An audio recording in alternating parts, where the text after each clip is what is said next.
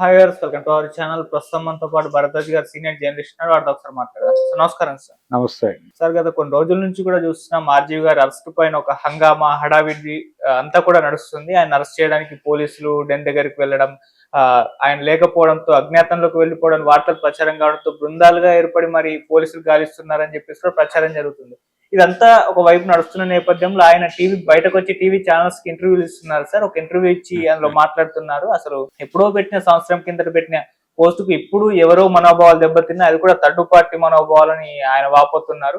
దీని వెనకాల చంద్రబాబు నాయుడు గారు, పవన్ కళ్యాణ్ గారు హస్తం ఉండే లేదు అని కూడా ఆయన స్పష్టం చేస్తారు. ఇది ఎవరు థర్డ్ పార్టీ చేస్తున్నారు అంటున్నారు. అలాగే ఆయన అరెస్ట్లకు కూడా భయపడేది లేదు, నేను జైల్లోకి వెళ్ళి కథలు కూడా రాసుకుంటాను కూడా చెప్పడం చూస్తున్నాం. ఎంటైర్ గా ఈ ఆర్జీవి గారి ఎపిసోడ్ పైన మీ ఒపీనియన్? మనోభావాలు గాయపడినాయని కేసులు భిన్నమైనటువంటి ప్రాంతాల్లో పెట్టారు. అవును, అది థర్డ్ పార్టీ కావచ్చు, కానీ అది ఒక కాన్స్పరసీ, ఒక ప్రోగ్రామ్ గా జరుగుతోంది. ఈ program designed by Telugu Desam party వ్యూహాత్మకంగా ఈ మధ్య కాలంలో చాలా మందికి నోటీసులు పంపించటం. నిన్న ఒక మాజీ పోలీస్ ఆఫీసర్ని అరెస్ట్ చేసి ఆయన్ని జైలుకు పంపించారు విజయవంతంగా. పాల్ అంటే ఇప్పుడు జనరల్ గా బ్యూరోక్రసీ కావచ్చు, లేకపోతే పోలీసులు, ఉద్యోగులు అందరూ ఏం చేస్తారంటే, ఏ ప్రభుత్వం అధికారంలో ఉంటే ఆ ప్రభుత్వ అభిప్రాయాలకు అనుగుణంగా పనిచేయాల్సి వస్తుంది. జగన్మోహన్ రెడ్డి ప్రతిపక్షంలో ఉన్న రోజుల్లో 2014 ఎన్నికల తర్వాత ఒకసారి వైజాగ్ వెళ్తే వైజాగ్లో ఆయన ఎయిర్పోర్ట్లోనే ఆపారు. ఆపినప్పుడు ఆయన అక్కడ లోకల్ పోలీసులు ఒక వార్నింగ్ ఇచ్చాడు. ఎల్లకాలం మీది కాదు, రేపు మేము అధికారంలోకి వస్తే పరిస్థితి వేరుగా ఉంటుంది, నిన్ను ఎక్కడ పెట్టాలో అక్కడ పెడతాను అన్న లెవెల్లో మాట్లాడాడు ఆయన. ఏది వైజాగ్ సిపి గురించి కావచ్చు, ఎయిర్పోర్ట్ ప్రొటెక్షన్ వాళ్ళ గురించి కావచ్చు, దాని ఇన్ఛార్జ్ గురించి కావచ్చు, అలా మాట్లాడాడు ఆయన. అదే మాట చంద్రబాబు నాయుడు మాట్లాడాడు ఆయన్ని ఇబ్బంది పెట్టిన టైంలో. అంటే చంద్రబాబుని అరెస్ట్ చేసినప్పుడు ఆ అరెస్ట్ చేసినటువంటి అధికారుల బిహేవియర్ మీద ఆయన మాట్లాడాడు. అంటే ఎందుకు చేస్తున్నారు అలాగా? మళ్ళీ అదే అధికారి తెలుగుదేశం పార్టీకి అనుకూలంగా మాట్లాడాడు తర్వాత. అంటే ఏ ప్రభుత్వం అధికారంలో ఉంటే దాన్ని కొమ్ము కాయటం అనేది వాళ్ళ ప్రోగ్రామ్ గా మారిపోయింది. పైగా వాళ్లే ఓపెన్ గా చెప్పేస్తున్నారు, రేపు మేము అధికారంలోకి వస్తాం జాగ్రత్త అని. ఇది బెదిరింపుగా మారింది.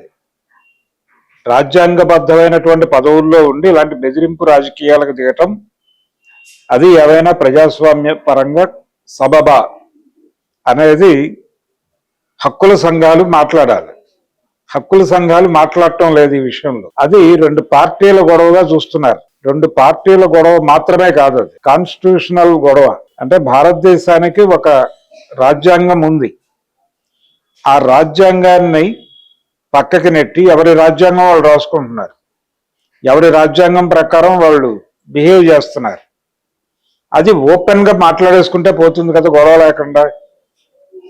అలాగే మీరు వాంటెడ్ గా వాళ్ళందరినీ అరెస్ట్ చేయాలి అనుకుంటే, లేదు వాళ్ళ అధికారంలోకి వస్తే వీళ్ళని అరెస్ట్ చేయాలి అనుకుంటే, ఇది ఒక కార్యక్రమంగా మారిపోయిన సందర్భం కనిపిస్తుంది.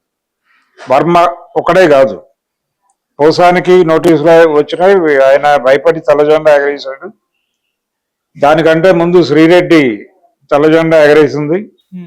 ఇలా వరుసగా తెల్లజెండాలు. నిజానికి వర్మ చాలా ఎర్లీగానే చెప్పాడు అన్నమాట, నేను ఫర్దర్ గా రాజకీయ చిత్రాలు తీయను. అలాగే కుదిరితే ఒకసారి లోకేష్ గారిని కలవాలని, ఆయన లోకేష్ అపాయింట్మెంట్ కోసం ట్రై చేసినట్టుగా కొన్ని స్పెక్యులేటివ్ న్యూస్ వచ్చింది ఆ టైంలో. అది వాస్తవం అని నేను అనుకోవడం లేదు, కానీ వాస్తవం అయినా ఆశ్చర్యం లేదు. ఆయన అధికారికంగా ప్రకటించలేదు ఆ విషయం, కాబట్టి స్పెక్యులేషన్ అంటున్నాం. ఆయన లోకేష్ అపాయింట్మెంట్ కోసం ప్రయత్నం చేస్తున్నాడు అనేది అప్పుడు వినిపించింది. ఇప్పుడు ఆయన మాట్లాడుతున్న దానిలో కూడా థర్డ్ పార్టీ ఇన్వాల్వ్మెంట్ ఉంది, ఇందులో పార్టీ పెద్ద ఇన్వాల్వ్మెంట్ ఉందని నేను అనుకోవడం లేదంటే కొంచెం వెనరాసే ప్రయత్నం చేస్తున్నాడు ఆయన. అలాగే రెండో వైపు తన అరెస్టుని నిలువరించడానికి చట్టపరంగా ఉన్న అన్ని అవకాశాలని వినియోగించుకోవడం కోసం ఆయన పోలీసులకి దొరకకుండా ఉన్నాడు తప్ప, ఆయన అజ్ఞాతం అంటే బంకర్లో దాక్కోలేదు. అజ్ఞాతము అనగా ఎవరైతే పట్టుకుంటారో వారికి కనిపించకుండా తిరగటం, మిగిలిన ప్రపంచానికి కనిపించటమే. మిగిలిన ప్రపంచానికి జ్ఞాతము, శత్రువుకి మాత్రమే అజ్ఞాతము. ఇది థియరీ.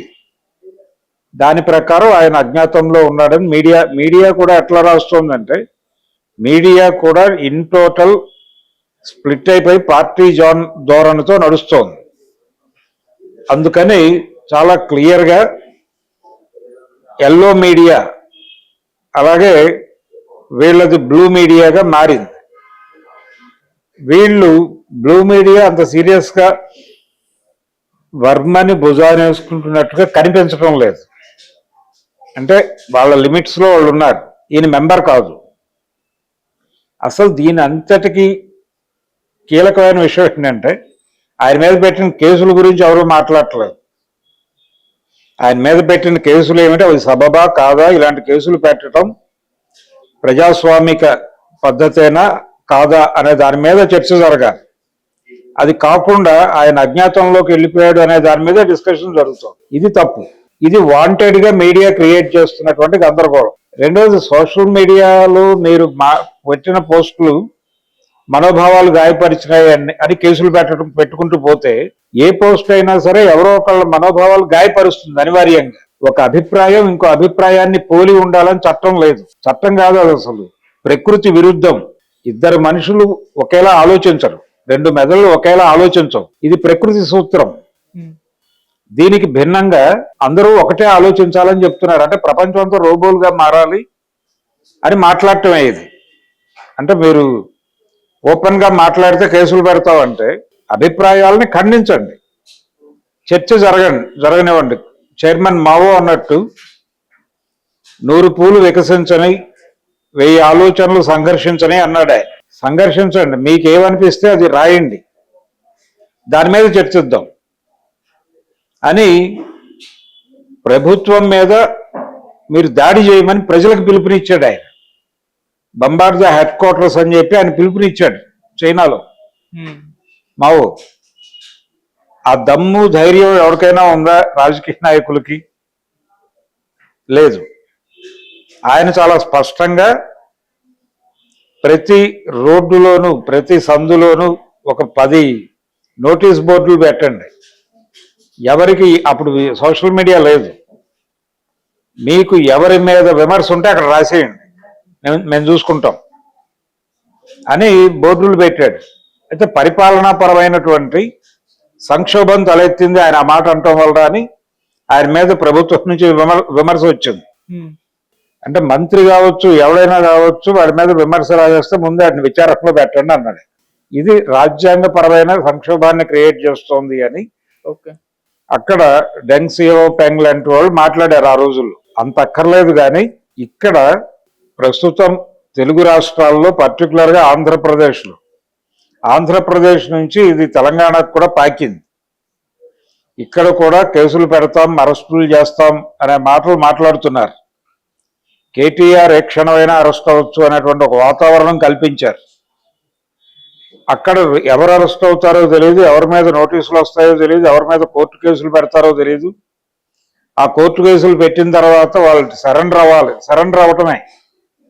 రాజకీయ సన్యాసం తీసుకుంటున్నాను అంటే వదిలేస్తున్నారు, లేదంటే లోపలేస్తామని తిరుగుతున్నారు పోలీసు పటాలాలు.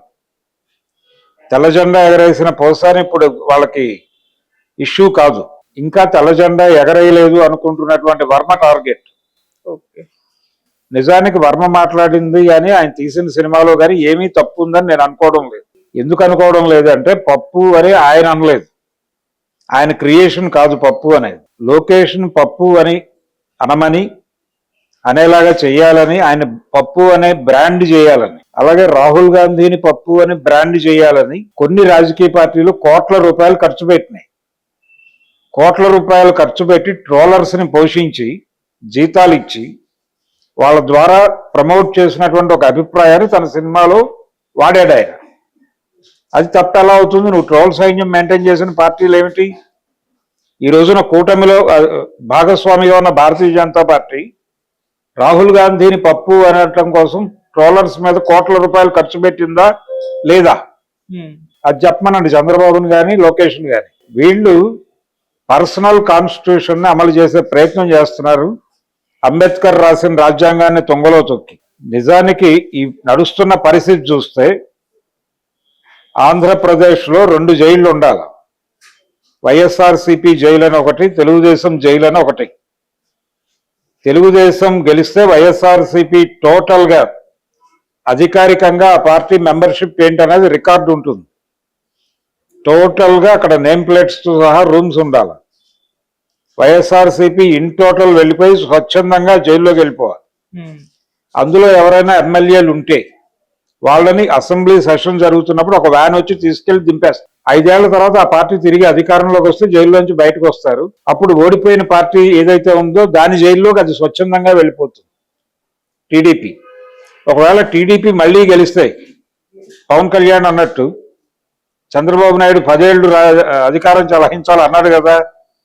సో నెక్స్ట్ ఎలక్షన్ లో కూడా తెలుగుదేశం గెలిస్తే వైఎస్ఆర్సీపీ కంటిన్యూస్ గా వైఎస్ఆర్సీపీ జైల్లో ఉంటుంది. బయట డిస్టర్బెన్స్ ఉండదు.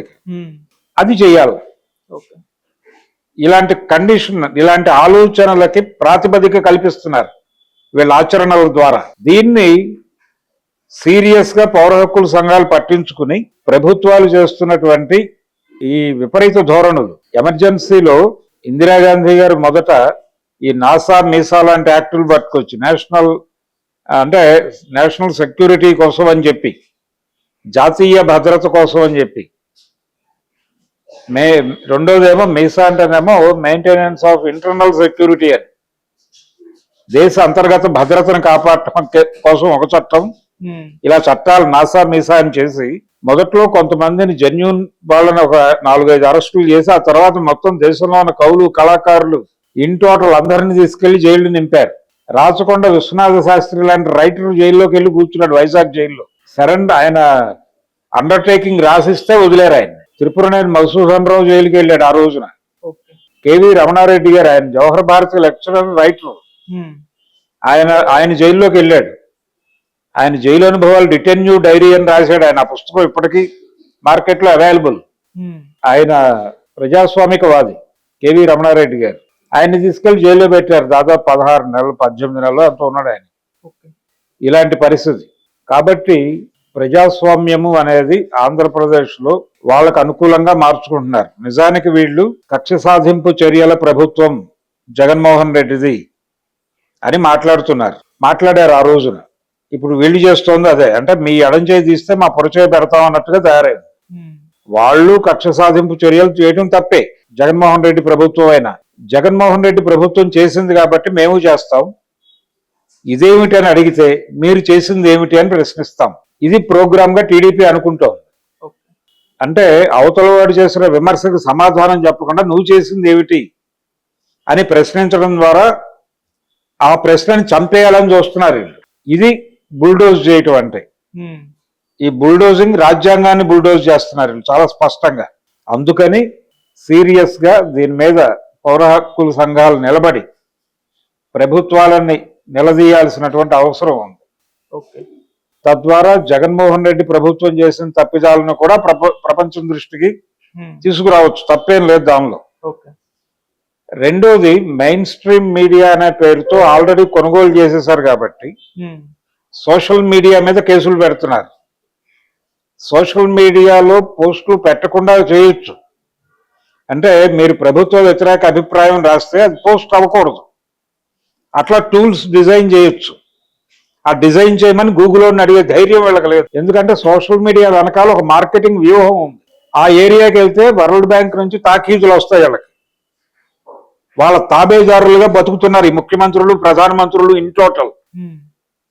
అందుకని అక్కడికి వెళ్ళి మాట్లాడరు. ఎవడన్నా మాట్లాడితే వీడి చట్టం ప్రకారం కేసులు పెట్టి లోపలేస్తారు. అందుకని ప్రత్యేక చట్టం తెస్తానంటున్నాడు చంద్రబాబు.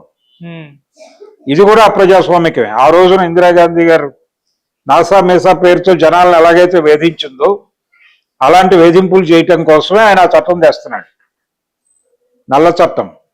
కాబట్టి దానికి వ్యతిరేకంగా కూడా ఉద్యమించాల్సిన అవసరం ఉంది ప్రజా సంఘాలకి. ఏది ఇర్రెస్పెక్టివ్ ఆఫ్ పార్టీస్. అది జరగకపోతే ఇది ఇంకా విశృంఖలతకు దారితీస్తుంది. ఈ రోజున చంద్రబాబు చేస్తున్నాడు కాబట్టి దీనికి 100 డిగ్రీలు పెంచి రేపు జగన్ అధికారంలోకి వచ్చినప్పుడు చేయడానికి గ్యారంటీ లేదు. నీవు నేర్పిన విద్యయే కదా నీరజాక్ష అని మనకు ఒక పాత ఉంది సేయింగ్. అవును. సో ఆ ప్రకారమే నడుస్తుంది. అంటే రాజ్యాంగ ప్రకారం నడవటం అనేది పోయి నా మీద జరిగిన దాడులకు ప్రతీకారంగా నేను చేస్తాను అనే పరిస్థితి కలటం ఎలా? అంటే ఆల్రెడీ చట్టసభల్లో ఈ కల్చర్ని తీసుకొచ్చారు. ఎవరైనా ప్రశ్నిస్తే అయ్యా మీరు బలానా చోట డ్యామ్ నిర్మిస్తారన్నారు, ఆ పని జరగలేదు, ఎందుకు జరగలేదు అని అడుగుతున్నానని ఒక శాసనసభ్యుడు శాసనసభలో అడిగితే, లేదు పార్లమెంట్లో అడిగితే, మీ పార్టీ అధికారంలో ఉండగా ఏం పీకింది అని అడుగుతున్నారు. అవును. జగన్మోహన్ రెడ్డి అధికారంలో ఉండగా అదే అడిగాడు. తెలుగుదేశం నుంచి ఎవరు ఏ ప్రశ్న అడిగినా 9 ఏళ్ల ఉమ్మడి రాష్ట్రంలో ముఖ్యమంత్రిగా ఉన్న కాలంలో చంద్రబాబు ఏం పీకాడు, 2014 నుంచి 19 వరకు అధికారంలో ఉన్న చంద్రబాబు ఏం చేశాడు, ఇవి కాదు కదా సమాధానాలు. నువ్వేం చేస్తున్నావో చెప్పాలి. అది మానేసి నువ్వేం చేసావు అనేది కాదు కదా సమాధానం. ఈ సమాధానాలు చెప్పడం ఎక్కడి నుంచి నేర్చుకున్నాడు జగన్మోహన్ రెడ్డి? 2004లో అధికారం కోల్పోయిన తర్వాత చంద్రబాబు నాయుడు అప్పటి ఉమ్మడి రాష్ట్ర అసెంబ్లీలో అనుసరించిన యాక్టివ్ అపోజిషన్ విధానాన్ని యథాతథంగా అడాప్ట్ చేసుకుని తాను అమలు చేశాడు, అంతే. కాబట్టి ఇది చాలా అప్రజాస్వామికమైన ధోరణి. ఇది వర్మ నేపథ్యం కాదు, వర్మ అనే వ్యక్తితో సంబంధం లేదు. వర్మ అనేది మనకు పైకి కనిపిస్తున్న ఒక ఇమేజ్ అంతే. వర్మ మాటున మీడియా చేస్తున్న దారుణం, వర్మ మాటున ప్రభుత్వాలు చేస్తున్న దుర్మార్గం గురించి